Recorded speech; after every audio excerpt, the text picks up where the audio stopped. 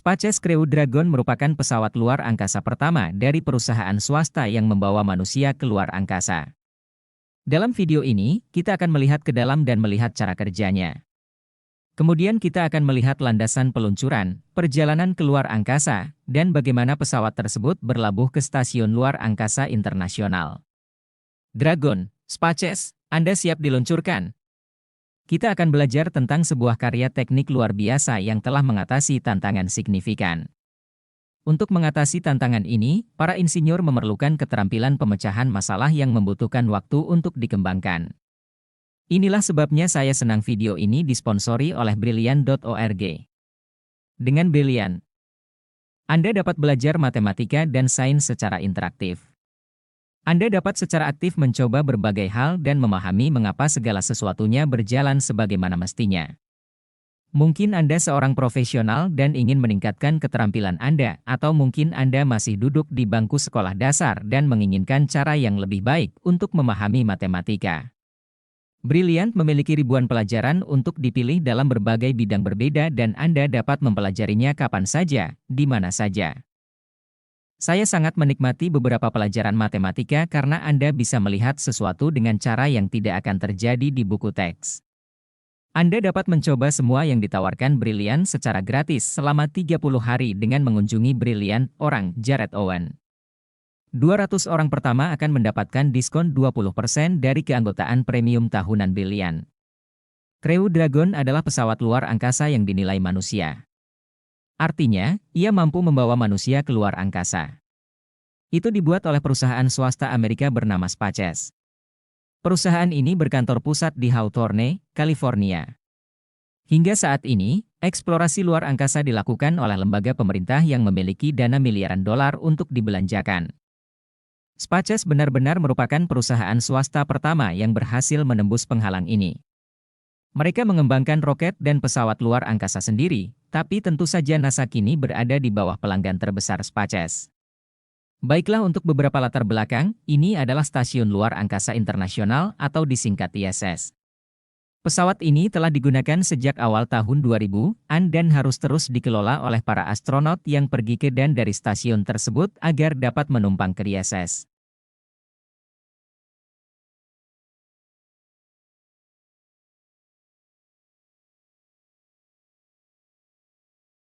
Astronot dapat meluncurkannya dengan pesawat luar angkasa Amerika Serikat atau pesawat luar angkasa Soyuz Rusia. Pesawat luar angkasa tidak lagi beroperasi. Pesawat ini pensiun pada tahun 2011. Setelah itu, Soyuz menjadi satu-satunya cara untuk melakukan perjalanan ke ISS. Tidak ada pesawat luar angkasa lain yang tersedia untuk membawa manusia ke luar angkasa. Tahun 2020 mengubah semua ini. Crew Dragon sekali lagi menerbangkan astronot dari tanah Amerika. Pesawat luar angkasa Naga memiliki beberapa versi berbeda. Pertama, datanglah Naga 1. Ini adalah pesawat luar angkasa kargo yang membawa perbekalan ke dan dari ISS. Ada lebih dari 20 penerbangan yang membawa kargo ke stasiun. Versi pesawat luar angkasa ini tidak dapat membawa manusia. Hanya kargo. Lalu datanglah Naga 2. Ini memiliki dua versi, Naga Kargo dan Naga Crew. Crew Dragon dapat membawa orang dan kargo ke luar angkasa. Kargo Dragon terlihat sangat mirip, namun hanya dapat menampung kargo sehingga tidak memerlukan alat bantu hidup, mesin perahu, atau kendali di dalam kendaraan. Untuk video ini, kami akan fokus pada Crew Dragon. Itu bagian yang paling menarik bagi saya membawa manusia ke luar angkasa. Kru Naga dibagi menjadi dua bagian. Ini kapsulnya dan ini bagasinya. Kapsul juga dikenal sebagai bagian bertekanan. Di dalam, ada udara untuk bernafas dan menjaga suhu tetap nyaman dan nyaman bagi kru. Ini adalah kerucut hidung. Itu ditutup untuk peluncuran tetapi mereka akan segera membukanya begitu mereka berada di luar angkasa. Hal ini memperlihatkan beberapa sensor, pendorong, dan mekanisme docking yang akan digunakan untuk dipasang ke ISS. Kapsul Naga memiliki 16 pendorong Draco. 12 di antaranya di samping dan 4 lagi di atas. Pendorong Draco digunakan untuk mengubah orientasi pesawat ruang angkasa. Mereka juga digunakan untuk mengubah orbit pesawat ruang angkasa sehingga mereka dapat mencapai ISS pada awal misi dan kemudian keluar dari orbit pada akhir misi dan kembali ke bumi. Selain itu, ada 8 mesin Super Draco dan ini jauh lebih bertenaga. Jika terjadi keadaan darurat di landasan peluncuran hingga mereka berada di orbit, mesin Super Draco dapat dengan cepat menyelamatkan kru. Di bagian bawah ada pelindung panas, ini akan melindungi kru saat mereka memasuki atmosfer bumi di akhir misi.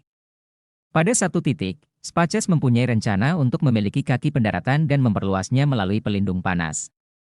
Hal ini agar kapsulnya bisa mendarat di darat. Ini pasti sangat menarik untuk dilihat. Namun, karena kerumitan biaya dan jadwal waktu, SpaceX menolak ide ini dan memutuskan untuk melakukan pendaratan di air seperti yang dilakukan pesawat ruang angkasa NASA lainnya di masa lalu. Bagian bawah pesawat ruang angkasa disebut bagasi. Ada ruang untuk kargo di sini dan itu membantu mendukung pesawat ruang angkasa. Selama peluncuran, bagian bagasi berwarna putih memiliki panel radiator yang membantu menghilangkan panas dari pesawat ruang angkasa. Sisi lain yang dilapisi warna biru adalah panel surya. Ini menghasilkan tenaga untuk kapsul naga. Versi Dragon sebelumnya memiliki panel surya yang akan terbuka ketika berada di luar angkasa.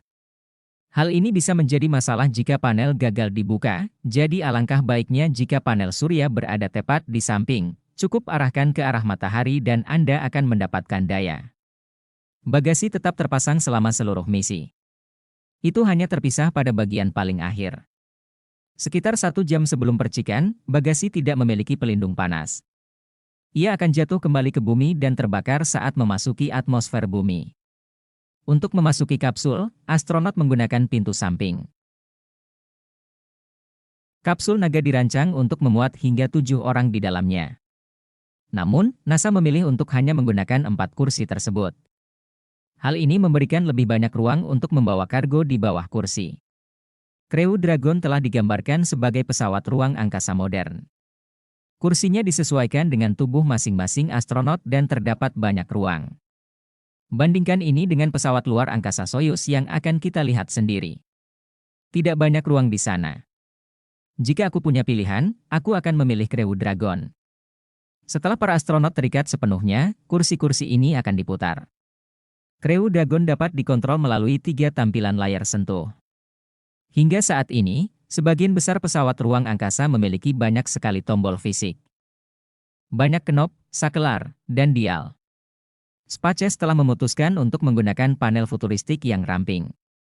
Ada beberapa kontrol fisik untuk berjaga-jaga jika panel gagal. Sebagian besar penerbangan dilakukan secara mandiri yang berarti sebagian besar dilakukan oleh komputer yang ada di dalamnya. Semuanya berjalan dengan baik. Para astronot tidak perlu berbuat banyak. Di dalam kabin terdapat beberapa jendela untuk melihat keluar dan jika Anda perlu menggunakan kamar mandi di ruang tersebut, Anda dapat menggunakan toilet hingga ke arah langit-langit. Kami tidak mengetahui terlalu banyak detail di sini, tetapi anggap saja privasi agak terbatas. Tepat di tengah adalah lubang dok. Inilah yang akan dilalui para astronot untuk bisa naik ke ISS. Kami akan membicarakan ini lebih lanjut nanti di video. Bagian bawah kapsul disebut sebagai bagian servis. Ini memiliki lebih banyak elektronik dan tangki bahan bakar untuk pesawat ruang angkasa. SpaceX mendesain pesawat luar angkasanya agar dapat digunakan kembali. Luar angkasa itu sulit. Kerasnya luar angkasa dan kembali turun ke bumi. Artinya, pesawat luar angkasa hanya bisa digunakan 1 kali, atau setidaknya begitulah yang biasa dilakukan. Anda harus membuat yang baru setiap saat dan ini menghabiskan banyak uang. Dengan Crew Dragon Capsule, ini dirancang untuk digunakan kembali. Ada beberapa kendaraan yang telah dibuat sejauh ini dan masing-masing memiliki nomor seri dan nama juga. Hingga Februari 2023, beberapa di antaranya telah diterbangkan lebih dari 1 kali. Dan Endeavour telah diterbangkan 3 kali. Pertama kali Crew Dragon diterbangkan dengan awaknya adalah pada Mei 2020. Ada 2 astronot NASA di dalamnya yang berhasil merapat ke Stasiun Luar Angkasa Internasional. Sejak itu, Crew Dragon telah melakukan lebih banyak penerbangan tidak hanya dari NASA, Tetapi ada penerbangan 4 warga sipil yang disebut Inspiration 4 dan juga penerbangan dari perusahaan luar angkasa swasta bernama Axiom Space. Pada saat video ini dibuat, ada lebih banyak misi yang direncanakan juga. Banyak hal yang pasti berubah dalam industri luar angkasa. Crew Dragon diluncurkan di atas roket Falcon 9 yang juga dibuat oleh SpaceX. Roket ini mendapatkan namanya karena Millennium Falcon dari Star Wars. Itu cukup keren jika Anda bertanya kepada saya. Peluncuran berlangsung di Kennedy Space Center di Florida. Ini adalah peluncuran kompleks 39A. Disinilah beberapa peluncuran paling bersejarah terjadi, tetapi sekarang SpaceX dapat menggunakan landasan peluncuran ini dan tampilannya sedikit berbeda sekarang. NASA selalu mengangkut roket secara vertikal ke landasan peluncuran. Ini disebut peluncuran. SpaceX telah memutuskan untuk melakukan sesuatu dengan sedikit berbeda. Tepat di sebelah landasan peluncuran terdapat fasilitas integrasi horizontal. Roket Falcon 9 dan Crew Dragon dirakit dalam posisi horizontal. Kemudian mereka perlahan-lahan dipindahkan ke atas transporter erektor. Kemudian perlahan diangkat hingga posisi vertikal. Ini biasanya memakan waktu beberapa jam. Roket Soyuz Rusia diangkut secara horizontal. Mereka sudah melakukan cara ini sejak tahun 1960-an, jadi ini bukanlah hal baru. Ini hanya sedikit berbeda dari cara yang biasa dilakukan NASA di AS. Pada hari peluncuran, para astronot mengenakan pakaian antariksa SpaceX dan kemudian berkendara ke landasan peluncuran dengan Tesla Model X. Elon Musk mendirikan SpaceX dan Tesla, jadi wajar saja jika para astronot menaiki Tesla dalam perjalanan menuju peluncuran SpaceX. Ini adalah struktur layanan tetap. Para astronot menaiki lift untuk mencapai puncak lalu berjalan melintasi Crew Access Arm di ujung adalah ruangan putih. Beberapa teknisi akan berada di sana untuk membantu para astronot masuk ke dalam kapsul. Ini disebut masuknya kru. Itu adalah kata yang mereka gunakan untuk menggambarkan kru yang masuk ke dalam kapsul naga. Ada 4 kursi. Kami memiliki komandan, pilot, dan 2 spesialis misi di bagian paling akhir. Setelah semuanya diikat, kursi direbahkan dalam posisi santai untuk siap diluncurkan. Komandan dan pilot kini berada dalam posisi yang baik untuk menggunakan ketiga layar sentuh tersebut. Mereka sudah berada di tempat duduknya sekitar 2 jam sebelum peluncuran. 45 menit sebelum peluncuran, jalur akses kru ditarik kembali. 35 menit sebelum peluncuran, propelan mulai dimuat ke dalam roket Falcon 9. Falcon 9 adalah roket 2 tahap. Tahap pertama ditenagai oleh 9 mesin Merlin 1D. Itu juga mengapa mereka menyebutnya Falcon 9 karena mesinnya ada 9. Tahap kedua ditenagai oleh mesin vakum Merlin tunggal. Mereka menyebutnya sebagai roket yang sebagian dapat digunakan kembali. Tujuannya adalah agar dapat digunakan kembali sepenuhnya, namun kami belum mencapainya.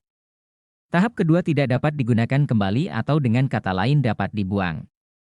Kami tidak memiliki cara mudah untuk mengembalikannya ke tanah.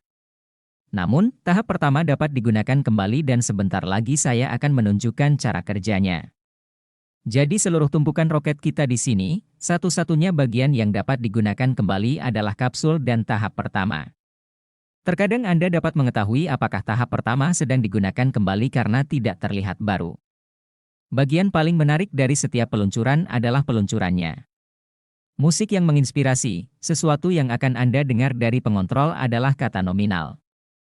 Mereka akan mengatakan, kita memiliki peluncuran nominal atau pemisahan nominal. Ini adalah kata yang sangat bagus untuk didengar. Artinya semuanya berjalan sesuai rencana. Tahap pertama mati pada 2 menit 40 detik.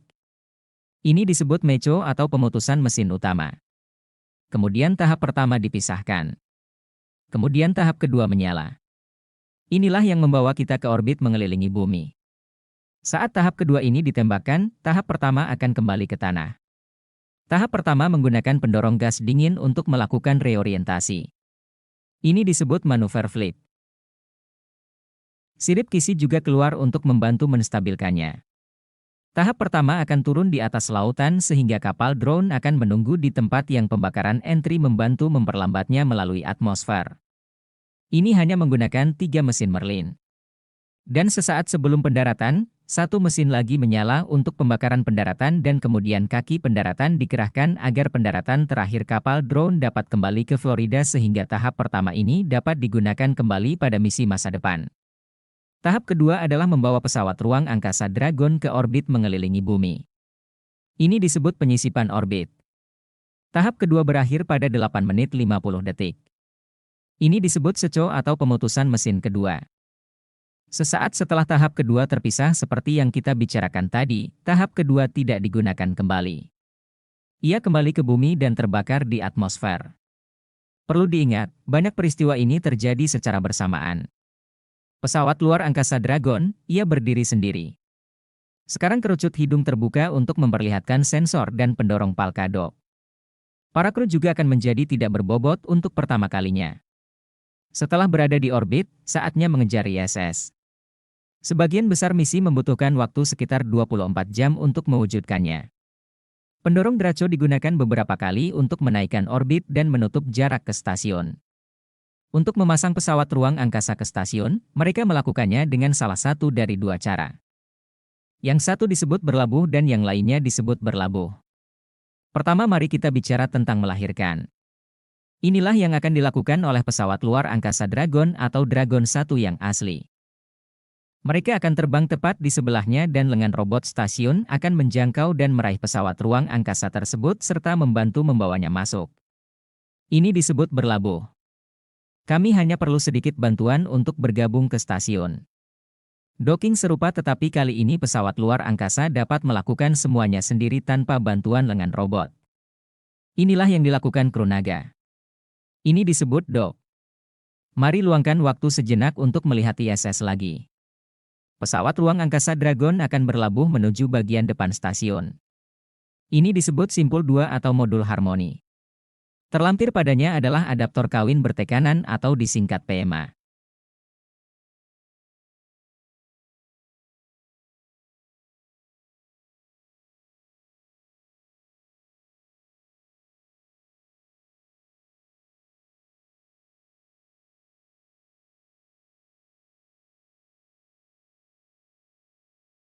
Ada 3 di antaranya.